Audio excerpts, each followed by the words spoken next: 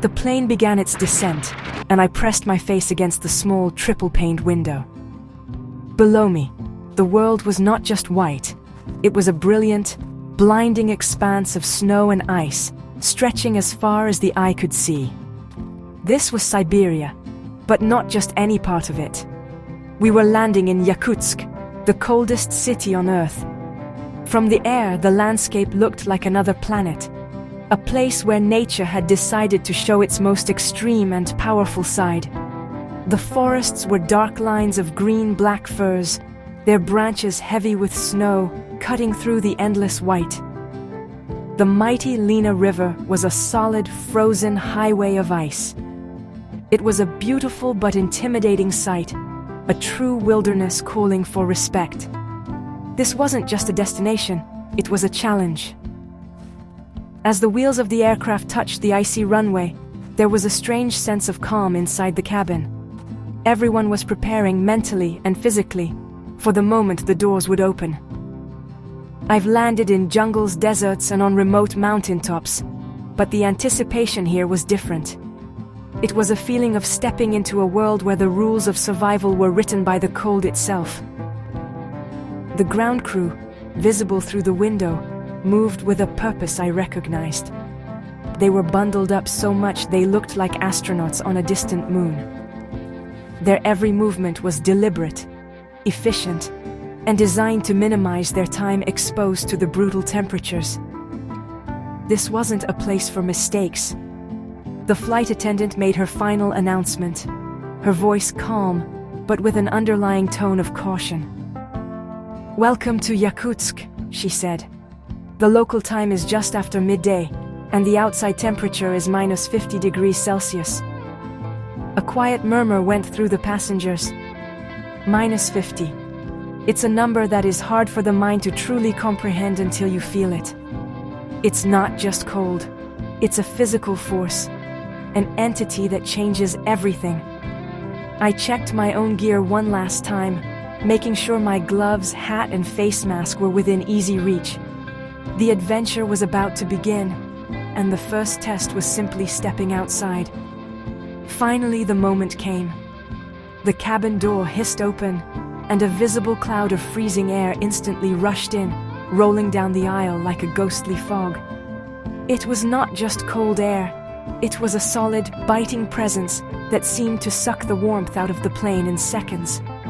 I could feel it on my cheeks, a sharp, stinging sensation, like 1,000 tiny needles. My breath instantly turned to a thick, white vapor. This was it, the real thing. I grabbed my pack, took a deep breath of the filtered cabin air, and walked towards the open door. I was ready to step out and meet the raw, untamed power of the Siberian winter face to face. Stepping from the airplane onto the metal staircase was like walking into a different dimension.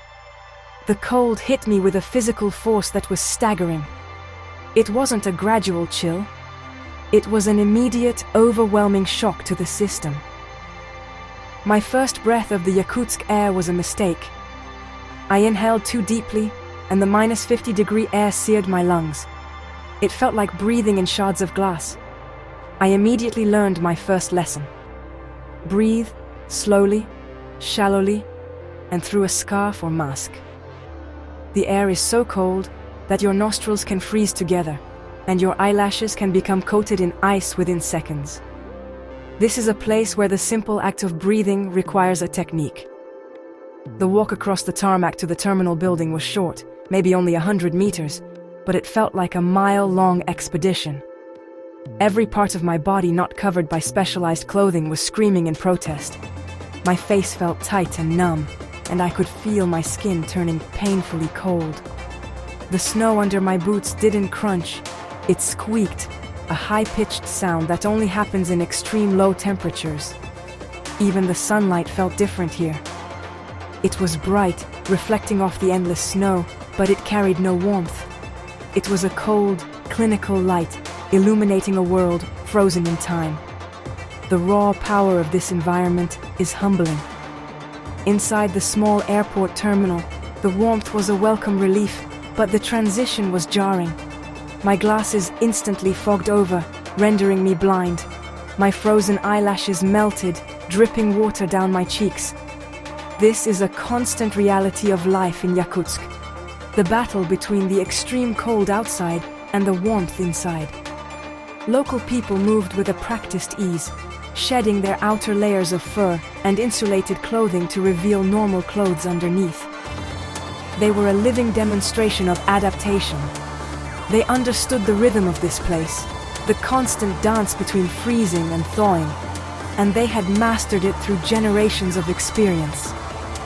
Looking back out the window at the frozen landscape, I felt a deep sense of respect. This wasn't just a weather phenomenon. It was a way of life. The cold dictates everything here, from the way buildings are constructed to how people socialize. It shapes the character of the city and its inhabitants. My first few minutes in Yakutsk had already taught me more about survival and resilience than I could have learned from any book. The challenge was immense, but so was the opportunity to witness human spirit and ingenuity at its most impressive. This was more than an adventure. It was a lesson in what it means to be truly alive in the harshest conditions on Earth. Driving into Yakutsk from the airport, you immediately notice something strange about the city's architecture. The buildings don't sit on the ground. Instead, they are all raised up on thick concrete stilts, hovering a meter or two above the frozen earth. This is the first and most visible sign that you are in a city built on permafrost, a layer of permanently frozen ground that can be hundreds of meters thick. If buildings were constructed directly on the ground, the heat they generate would melt the permafrost underneath, causing the foundations to sink and the entire structure to collapse. It's a brilliant and essential piece of engineering, a constant reminder that you are living on top of a giant underground glacier. This frozen foundation impacts every aspect of daily life. All the city's utilities, like heating pipes and water mains, cannot be buried underground, as they would freeze solid or be crushed by the shifting permafrost. Instead, they run above ground, snaking through the city like a vast metallic circulatory system. These thick, heavily insulated pipes are a defining feature of the Yakutsk skyline, a testament to the constant battle to keep the city warm and functioning. They crisscross streets, wrap around apartment blocks, and disappear into buildings, carrying the lifeblood of heat and water that makes survival here possible. It's a raw, industrial, and incredibly practical solution to an extraordinary problem. Even something as simple as getting a drink of water is different here. The water is sourced from the Lena River, but not when it's flowing. In winter, giant blocks of river ice are harvested, transported to melting plants, and then purified before being pumped into the city's network of overground pipes. This process is a massive undertaking, requiring incredible foresight and planning to ensure the city has enough water to last through the long, harsh winter. It's a powerful example of how people here don't just live with the cold, they work with it, using the frozen elements of their environment to sustain their community. The permafrost presents unique challenges, but it also preserves things in an incredible way. The ground beneath Yakutsk is like a giant natural freezer, holding the remains of mammoths, woolly rhinos, and other prehistoric creatures in a perfect state of preservation. Scientists from around the world come here to study these finds, which offer a unique window into the Ice Age.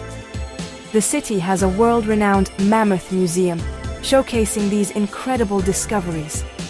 It makes you realize that the cold that is a daily challenge for the people of Yakutsk is also a guardian of ancient history, locking away secrets of the past in its icy grip. In Yakutsk, your clothing is not a fashion statement. It is your armor. It is the single most important piece of survival gear you have, the barrier that stands between you and life-threatening frostbite. Forget about your standard winter jacket and woolly hat. Surviving minus 50 degrees Celsius requires a completely different approach, one based on layers, natural materials, and local wisdom. The key principle is trapping air, which is the best insulator. People here live by the cabbage principle, layering up like the leaves of a cabbage. You start with a thermal base layer, add a fleece mid-layer, and finish with a heavy-duty insulated outer shell. Every layer has a job to do. The choice of materials is critical. While modern synthetics have their place, many locals still swear by the traditional materials that have been used here for centuries: fur and felt. Nothing beats the insulating power of fur, especially for hats, gloves, and the trimming on hoods. A fur hat, or ushanka, is essential for protecting your head and ears, the parts of your body that lose heat fastest. For your feet, the traditional choice is valenki, which are boots made of pressed wool felt. They are incredibly warm and breathable, preventing the sweat that can lead to frozen feet. When I put on a full set of traditional Yakutian winter gear, I felt protected, like a warrior ready for battle against the cold. Protecting your extremities and your face is a constant battle. You need the warmest mittens you can find, not gloves, as keeping your fingers together generates more heat. A thick scarf or a specialized face mask is non-negotiable to protect your skin from frostbite and to warm the air you breathe. Even a few minutes of exposed skin can result in painful and dangerous frostbite. People here are constantly checking themselves and each other for the telltale white patches on the skin that signal the onset of frostbite. There is a sense of community in this, a shared responsibility to keep everyone safe. You look out for others because you know the cold is an enemy you must face together. Getting dressed to go outside is a ritual that can take 10 to 15 minutes.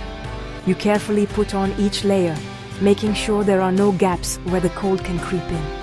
You tuck your trousers into your boots, pull your sleeves over your mittens, and cinch your hood tight around your face until only your eyes are visible. Then, you step out into the frozen world. The feeling is one of being in your own personal survival bubble. The cold is still there, a constant presence, but your armor is holding it at bay. It's a lesson in preparation and respect for the environment. In Yakutsk, you don't fight the cold. You learn how to dress so you can coexist with it. In the extreme cold of Yakutsk, even machines struggle to survive. Metal becomes brittle and can snap, rubber freezes solid and cracks, and batteries lose their charge almost instantly. Keeping a car running in these conditions is a monumental challenge that requires a whole different set of rules. You can't just park your car, turn it off, and walk away. If you did, the engine would freeze solid within an hour, and you wouldn't be able to start it again until the spring thaw. For this reason, many drivers simply don't turn their cars off at all. From October to April, they leave their engines running 24 hours a day, 7 days a week. The sight of entire parking lots full of cars, all with their engines idling and plumes of exhaust rising into the frigid air, is one of the most surreal things about Yakutsk. The city is filled with a constant, low hum of running engines. This practice is incredibly expensive in terms of fuel, but it's cheaper than replacing a frozen and destroyed engine block. To save fuel, some people build small, insulated garages for their cars. Others use a more high-tech solution, specialized electric blankets that wrap around the engine and plug into an external power source to keep it warm overnight. It's a constant, resource-intensive battle to keep the city moving. The cars themselves are specially adapted for the cold. Most vehicles are fitted with double-paned windows to prevent ice from forming on the inside, which would completely block the driver's vision. Tires are made from a special rubber compound that stays flexible in extreme low temperatures, providing better grip on the icy roads. Mechanics in Yakutsk are like surgeons, performing incredible feats to keep these vehicles alive.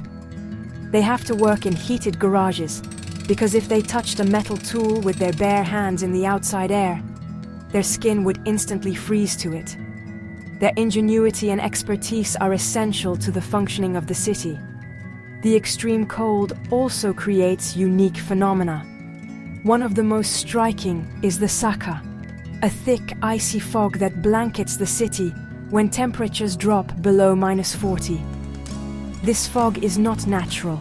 It's man-made, composed of the exhaust fumes from cars and heating plants, combined with the tiny ice crystals in the air.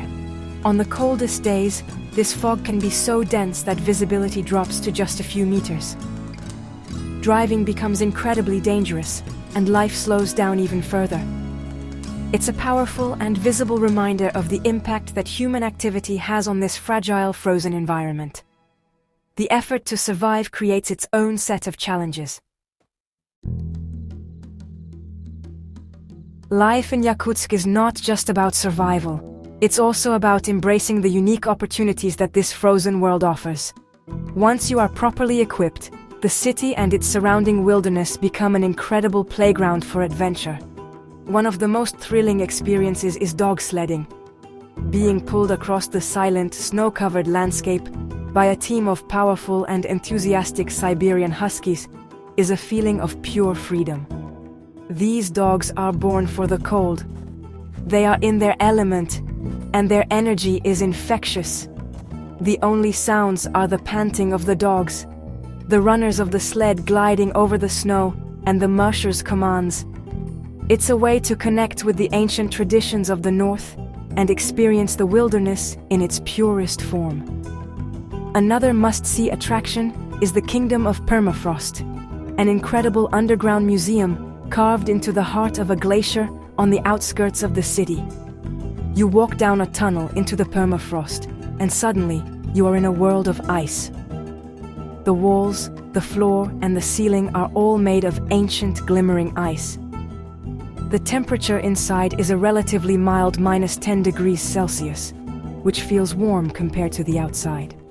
The tunnels are filled with stunning ice sculptures created by local artists, intricate figures of mammoths, mythical beasts, and local deities. There's even an ice bar where you can have a shot of vodka served in a glass carved from ice. It's a magical and surreal place that showcases the beauty and artistry that can be found within the cold. Exploring the local markets is an adventure in itself. The main market in Yakutsk is held outdoors even in the depths of winter. Here you get a true taste of local life and cuisine. The most striking sight is the fish, which are frozen solid the moment they are pulled from the icy rivers. They are stood upright in boxes, frozen in their swimming positions, looking like silver statues. Sellers don't need freezers. The entire city is their freezer. You can also find frozen blocks of horse meat and venison, as well as local delicacies like stroganina, which is thinly shaved frozen raw fish or horse liver eaten with salt and pepper. It's a raw and fascinating look at a diet shaped by the necessity of the cold. Venturing just outside the city, you can visit traditional Yakutian villages, or alas. Here, you can see how the indigenous Saka people have lived in harmony with this harsh environment for centuries. You might be invited into a yurt, a traditional round dwelling, to share a cup of hot tea and learn about their culture and beliefs, which are deeply connected to nature and shamanism. You can see the beautiful and hardy Yakutian horses, with their thick, shaggy coats that allow them to survive the winter outdoors. These experiences offer a deeper understanding of the human element of this region, revealing a culture that is as strong and resilient as the landscape it inhabits. One of the most awe-inspiring sights in all of Siberia lies a few hours' drive from Yakutsk, the Lena Pillars Nature Park. This UNESCO World Heritage Site is a breathtaking natural monument. Along the banks of the frozen Lena River, a continuous wall of spectacular rock pillars stretches for kilometers, rising up to 300 meters into the sky. These pillars were formed over millions of years by the extreme climate, as the forces of weathering and erosion carved them out of the limestone. In winter, they are covered in a dusting of snow and frost, standing like silent giant sentinels guarding the frozen river. The sheer scale and beauty of the place are hard to describe. It feels ancient and powerful, a true wonder of the natural world. Getting to the Lena Pillars in winter is an adventure in itself. The mighty Lena River, one of the longest rivers in the world, freezes solid, with ice several meters thick. This frozen river becomes the main highway, a road of ice known as a Zimnik. Driving on a frozen river is a strange and exhilarating experience. You can see the dark water flowing beneath the clear ice in some places, and you have to trust the skill of your driver, who knows the route and can read the ice. The journey takes you through a vast, empty wilderness of snow and trees, a landscape of profound silence and solitude. It's a journey into the heart of the Siberian taiga. When you finally arrive at the base of the pillars, the view is simply stunning. You can walk right up to them, touching the ancient rock and gazing up at their immense height. For the more adventurous, there is the opportunity to climb one of the pillars. A wooden staircase has been built to a viewpoint, but the climb is steep and icy, requiring a good level of fitness and a head for heights. But the reward is worth every step. From the top, you are greeted with a panoramic view that is almost overwhelming in its beauty. You can see the frozen river snaking through the endless white wilderness, and the pillars stretching out to the horizon in both directions. It's a view that makes you feel small and humble in the face of nature's grandeur. Standing on top of the Lena Pillars, looking out over that vast frozen expanse, you feel a deep connection to the planet. It's a moment of pure awe. You are in a place that has been shaped by forces far older and more powerful than humanity. The silence is absolute, broken only by the sound of the wind. This is what true wilderness feels like. It's a reminder that even in our modern, fast-paced world, there are still places of raw, untamed beauty that can inspire and humble us. The memory of that view, the feeling of that cold wind on my face, is something I will carry with me forever. It's a highlight of any trip to this incredible region. Beyond the incredible landscapes and the extreme physical challenges, the most inspiring thing about Yakutsk is its people. The human spirit of resilience, community, and good humor is what truly defines this place. Living in the coldest city on earth has forged a character in the local people that is truly remarkable. They are not just surviving, they are thriving, with a warmth and generosity that seems to defy the freezing temperatures outside. They have a deep understanding of their environment, a practical, no-nonsense approach to life, and a strong sense of community. Here, you have to be able to rely on your neighbors, and that creates powerful bonds. Adaptation is the key to life here, and the people of Yakutsk are masters of it. They have developed a culture and a lifestyle that are perfectly in tune with the rhythms of the extreme seasons. They know how to dress, how to drive, what to eat, and how to stay safe. But more than that, they know how to find joy in their unique world. They celebrate the cold with ice sculpture festivals. They enjoy winter sports like ice fishing and cross-country skiing. And they gather in warm homes to share food and stories. There is no sense of complaint or misery. Instead, there is a sense of pride in their ability to live and prosper in a place that most of the world considers uninhabitable. I was struck by the kindness and hospitality I received everywhere I went. People were curious and welcoming, eager to share their culture and help a visitor understand their way of life. They have a saying, "A guest is a gift from God." This philosophy was evident in every interaction. From the driver who shared his hot tea from a thermos, to the family who invited me into their home to try traditional food, I was met with genuine warmth and friendliness. This human connection is the real heart of the Yakutsk experience.